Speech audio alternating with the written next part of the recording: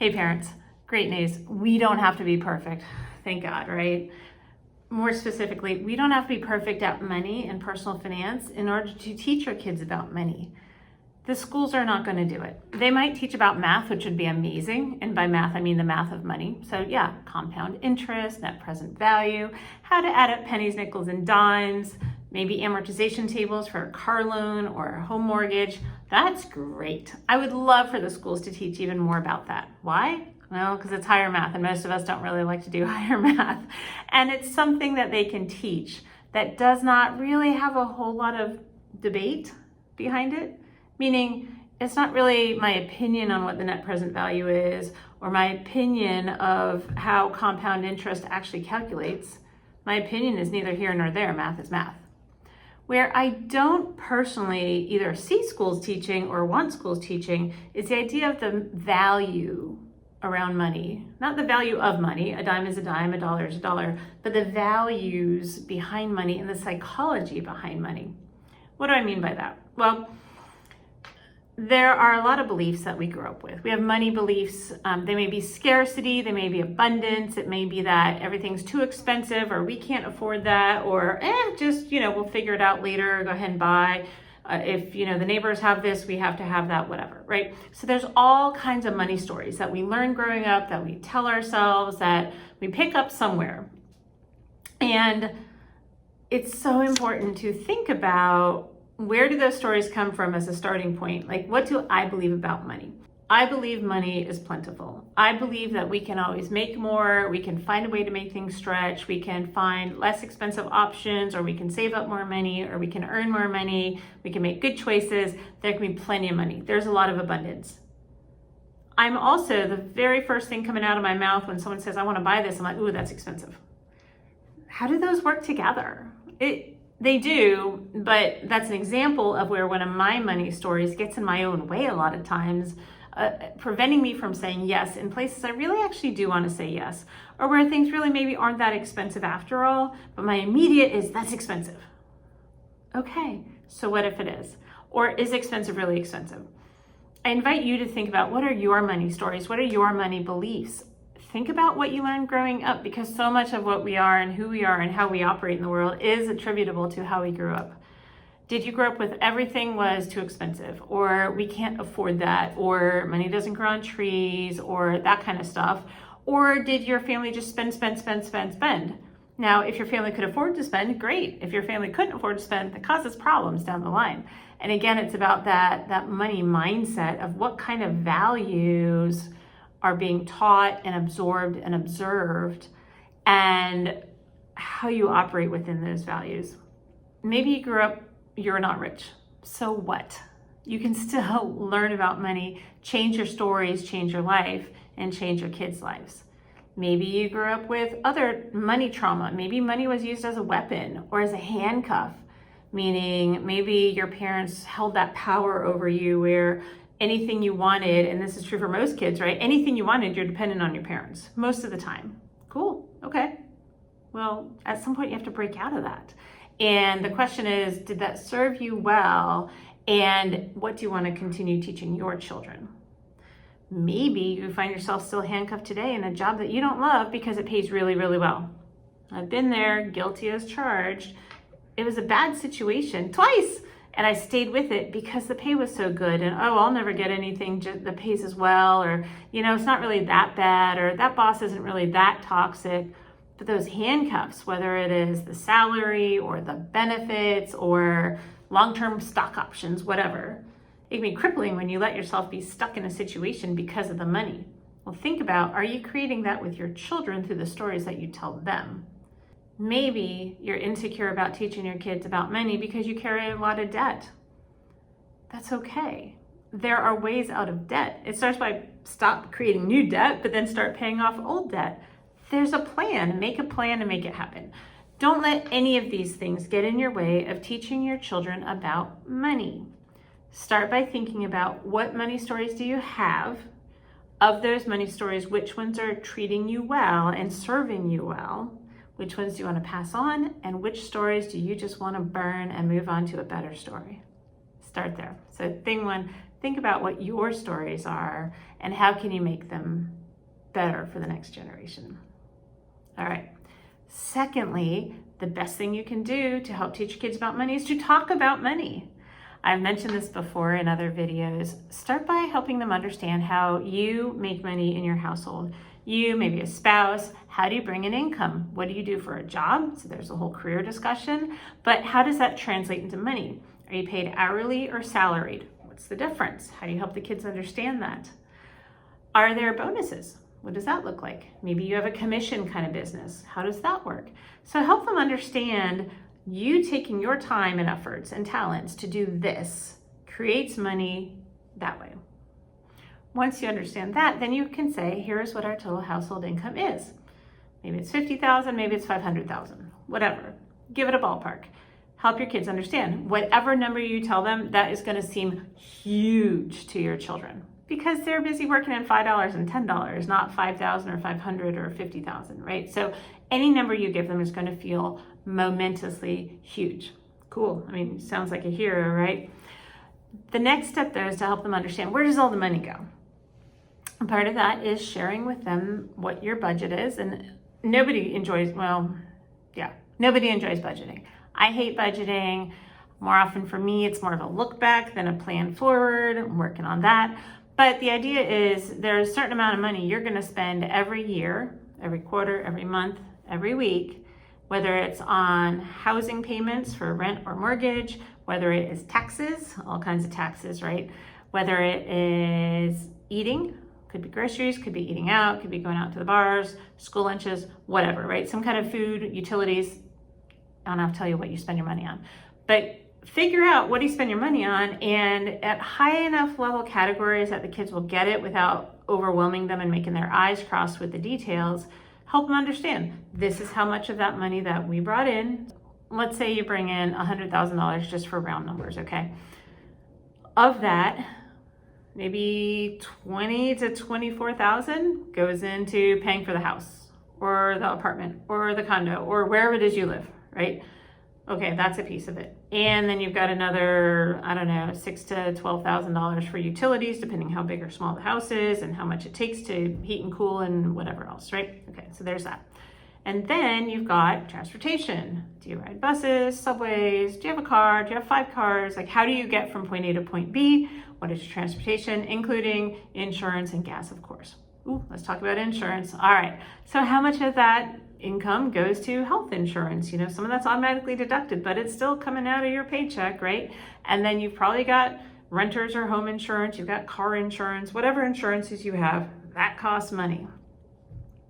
I should have mentioned taxes, comes off again to that point of deductions, etc. So I'm not going to talk through every category here. We can do that another time, but the idea is go through how much money that you spend on a, again, weekly, monthly, quarterly, annual basis, and help your kids understand of this 100,000 or whatever income, here's how much goes right out the door. There's going to be discretionary spending and there's a whole lot of mandatory spending. Help them understand what's the difference. So these kind of conversations, just as simple as talking about how the money comes in and goes out of the house, are extremely educational for your children to just start talking about money. As you get deeper into that, that lays a foundation, and that foundation then can start to feed into the discussions of values, money values. If your children want to go spend some crazy amount of money on a summer camp or a travel sports team or a prom dress or whatever, help them understand within context of the household's total budget, how much of that are they asking you to spend or invest into this thing that they're very interested in? Ask them, what are they willing to do? Skin in the game. Are they earning any income, either allowance in the household or some kind of a job in the neighborhood or a part-time job at the local fast food joint or whatever? How does it all fit together? There's so much you can talk about. There are conversations that you can spur at the dinner table, driving in the car, tucking the kids in at bed at night. Whenever they ask for, hey, I want, perfect time to say, great, how can we help you get it? Doesn't mean you're going to buy it. It doesn't mean that they have to buy it. It could be some combination. the idea is get them thinking about what is something going to cost, what do they want, what's it worth to them, how does that fit into their context. So let's talk context for a minute. One of the things that is very, very interesting to talk about and very important as you're laying a foundation for your kids' money talks are family values. What is important to you? Back to the budget, you've spent some amount of money on the housing and the transportation and the taxes and the insurance and the food and blah, blah, blah, blah, blah, blah. You've spent all that money. There's some amount left over. What are you going to do with it? Are you gifting any of it?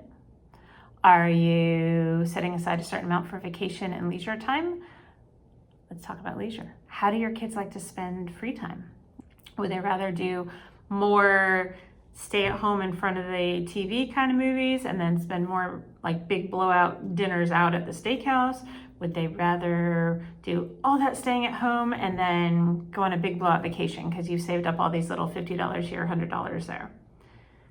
There's only so much money, and you can either earn more to make more money, which is a great answer, or you can work on allocating the money that you have in different ways and getting the kids involved. Again, the theme of this conversation is how to talk to your kids about money, how to get them involved. And my strongest recommendation is anytime there's an opportunity to talk about it, include your kids. Right now, my family is talking about we have 3 kids, and my husband and I are each thinking about taking one kid each on a weekend for maybe 2 nights, 3 days, maybe 3 nights, 4 days, TBD, just somewhere not too far, and setting a budget. And right now the kids are supposed to be figuring out where they want to go. How do they want to spend that budget? And they have to make trade-offs between, am I driving? Am I taking the train? Am I staying local for more of a staycation? What do I want to do when I get there? Do I want to go to the mountains or the beach or a city? Like, what do I want to do? That's a big question for them. But then how do you get there? Where are you going to stay? What kind of places are you going to eat? Are you eating out expensive or inexpensive? All that kind of stuff. It's a great opportunity for them to do a very real world example, a math example and a planning example for something that directly benefits them. They get to go on the trip, but they have to figure out how to make it fit. And again, it's a values question for them. What's more important to them? Would they rather do stuff? Would they rather buy stuff? Like what's important?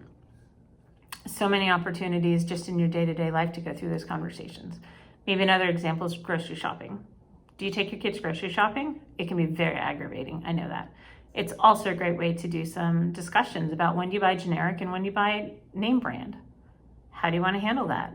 If you have a certain amount of money that you want to spend or at least not exceed at the grocery store, cool. Well, let's make some trade-offs. Are we doing steak or are we doing chicken? Are we doing deli meat from the deli counter or the prepackaged stuff in the refrigerator case?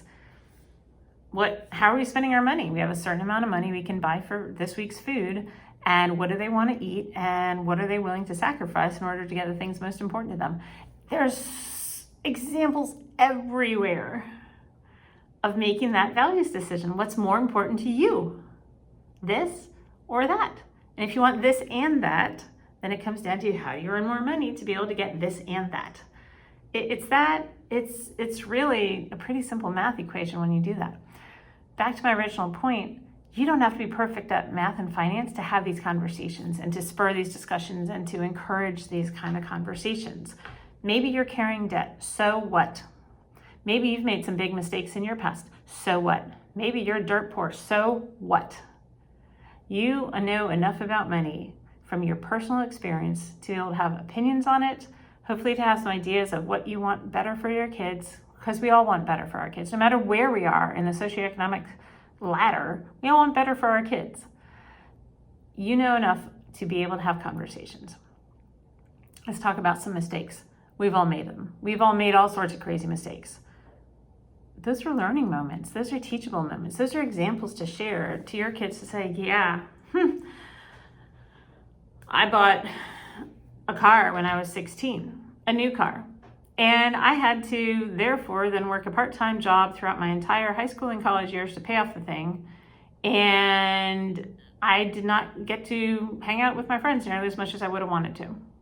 And maybe it was good because you took a part-time job and you learned a lot of other skills. So maybe that's a good lesson. But did you really want to be saddled with debt? Like, did you think about it when you're 16? Probably not. You just said, ooh, cool, new car, great, yay. Okay, well, that's a good money lesson. Or I took out some crazy amount of student loans. Ugh. Okay, well, would you have done anything differently? Maybe you still had taken the loans, but gotten a degree that maybe was more likely to get a higher paying job afterwards. Or maybe you would have taken a year off before going to college to save up money to have less, to be able to take out a lower amount of loans. Or maybe you would have taken a gap year or two between the bachelor's and the master's degree instead of sliding right into that, accruing more student loans, again, to start earning some money, paying down the first loans before launching into new loans. Whatever, I don't care. It's about you. What mistakes have you made that maybe you'd want to do differently, or maybe you'd want to see your kids avoid making those same mistakes? One of mine was my first job. I don't know who this was, but it was some financial advisor, planner or something, actually came into the company I was at and somehow got my name and invited me to come talk to him. And I'm literally in the lobby. I'm 23. I'm in the lobby of my company, and he's talking really fast about some, mutual fund to invest in. And I'm like, okay. So I literally signed up on the spot to open an account, funded this account. That thing lost me money. It was a legit mutual fund, but how did that guy even get into my company to start talking to all these new employees about some freaking mutual fund? Pardon my French. It just boggles my mind. And eventually I sold it off at a loss and just moved on. But I'm like, how did that happen? I didn't really know much about investing in the stock market and all that. So anyway, highly recommend against that kind of silliness. But the thing is that you just don't always know. Now, maybe you don't really feel like there are a lot of things you know about for investing. Let's take that example. It's an opportunity to learn together. You can either educate yourself and then teach your kids, or find ways that you guys can learn together. Maybe watching YouTube videos together, maybe get a book or two. There are some online courses. I don't personally have any at the moment, but there are so many ways that you can educate yourself on things. If you are not feeling totally confident, do it as a family. Make it a family thing. To the point of family things, think about how you can set some goals together as a family. What would you like to do as a family from a money and wealth building point of view? Are there things that you guys can do, whether it is building new income streams, whether it is starting a vacation fund and finding ways to make sacrifices together to be able to finance it? Think about if there are any financial goals that you can set as a family, and they can't be too far out there, so we're not talking about, hey, plan for college 10 years from now. That's a good thing too, but that doesn't mean anything to kids. So think about, is there something you guys can do as a family to put together a plan, to work together toward a goal? Maybe make one of those old, United Way thermometers that you can keep track of how much money has been saved for whatever the big thing is. How can you work together as a family? Make it a family endeavor and show progress. So all of these are just tips and ideas of ways that you can get involved as a perfectly imperfect parent, as we all are, in teaching your kids about money.